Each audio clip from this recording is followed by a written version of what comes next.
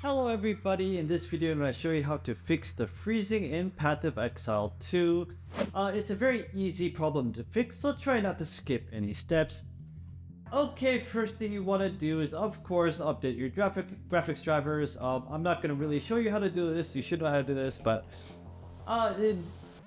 if you don't have the NVIDIA software, then download the NVIDIA software. From here update the graphics drivers. Okay. I'm sure you know how to do that. The second thing you want to try is to verify the game files. Go into Steam, right click on Path of Exile, go to Properties, go to Installed Files and say Verify Integrity of Game Files. You also want to run this game as administrator. So go to Installed Files, go to Browse. From here, you'll see Path of Exile.exe. Right click on this, say Run as Administrator.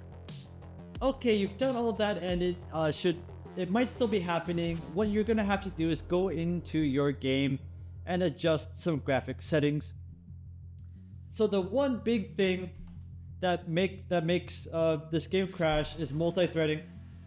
By disabling multi-threading, this really will help prevent freezes. So go to Options.